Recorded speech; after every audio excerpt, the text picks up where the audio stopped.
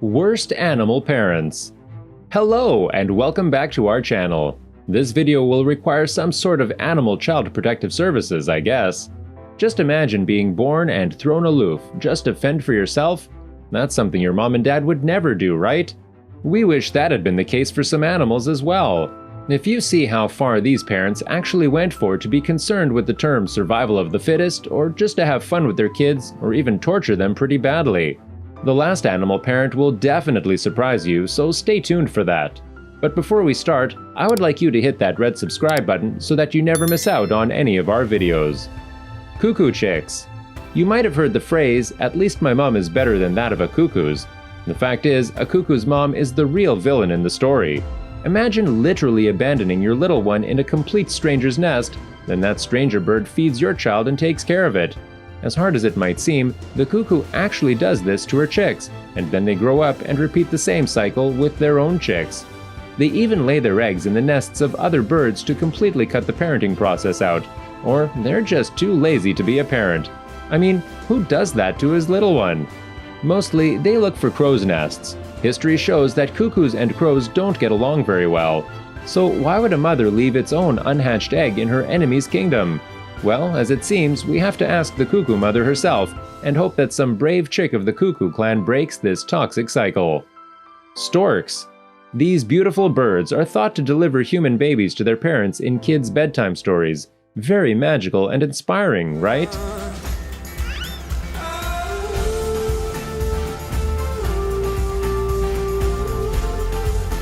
But guess what? They might be the worst animal parents to their own offspring. As soon as they hatch numerous little storks, the mother holds each offspring by its neck, then throws them aloof. Looks like your mom is not the only one having mental breakdowns sometimes. Parenting is hard! It's hard! But we can't blame the storks for that. It's more of a natural instinct and has nothing to do with the stork being a bad parent. Most animals do this, not because they are mentally unstable, but they follow a process called reduction of broods. These birds usually lay numerous offspring at a time, and usually every time, they don't have the resources to feed or take care of each and every one of them.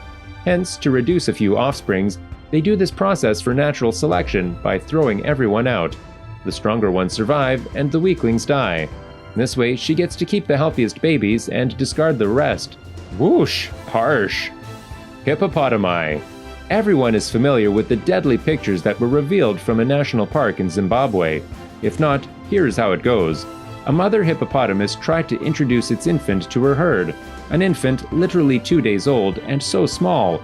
Or rather, she tried to introduce it to them because as soon as she reached there with her baby, the entire clan of angry, violent hippos attacked the baby and tore it apart into hundreds of pieces, a sight nobody wants to see. But the real question is, do these hippos also have the same theories behind being such bad parents? Well, we hate to say it, but yes. It's all about overpopulation and limited resources. Scientists have theorized that a normal herd of hippos consists of hardly 10 to 12 members, and sadly, there were already enough of them in the pond and there was no room for the little one.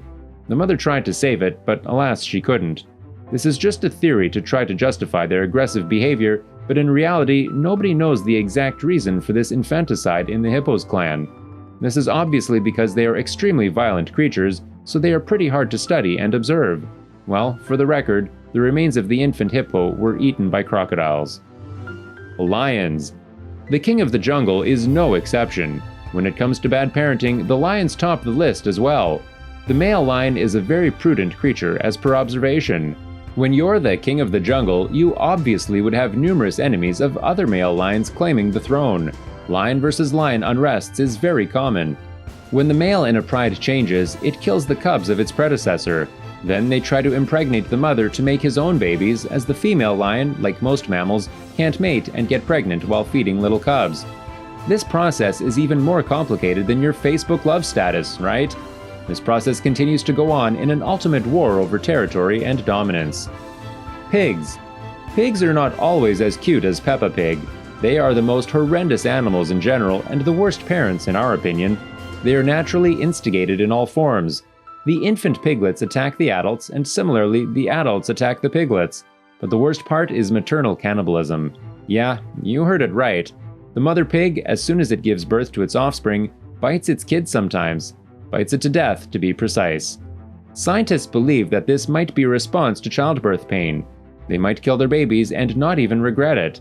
Most probably, it is the case of maternal aggression hormones.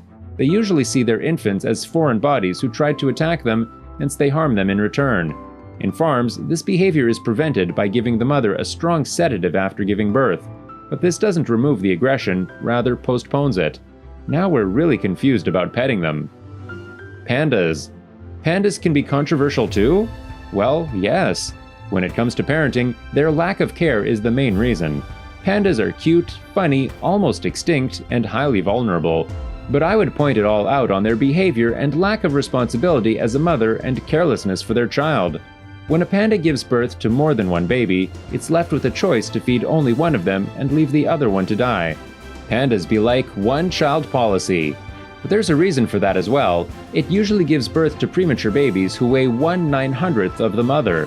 Hence, the mother has to keep holding the baby the entire time and feed it herself, which gets very frustrating in cases of more than one baby. But people have found a solution for this problem.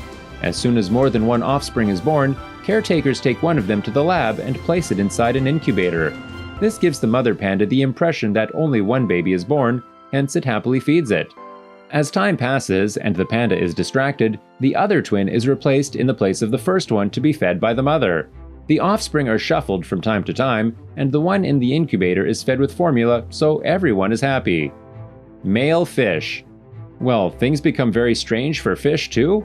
No misogyny here, but male fish changes personality faster than a chameleon changes color. As soon as the female lays eggs, the male fish gives its all to protect its offspring from possible predators. It guards them day and night without rest. Well done, Nemo's dad, well done. But as soon as the eggs hatch, the dad switches completely. It now treats the little fishes as any other little fish of the ocean and feeds on them. Well, it seems like it protected the entire set of eggs to eat it as a breakfast later. The eggs which hatch and swim away faster are the ones who survive. It's like fighting for your life, running with gills. Giraffes.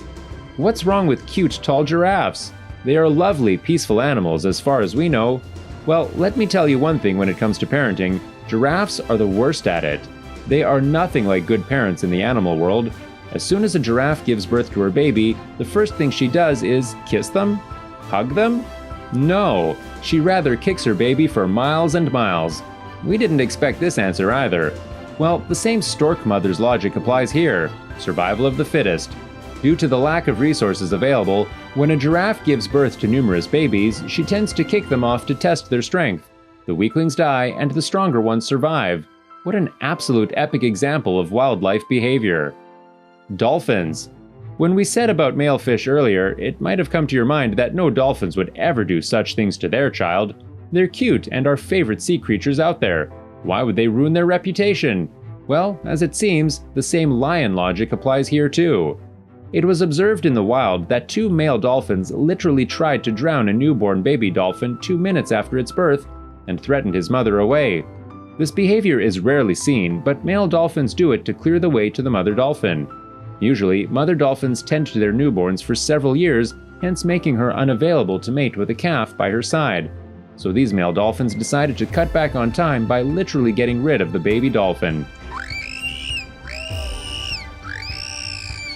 You must be wondering by now how bad these parents can get.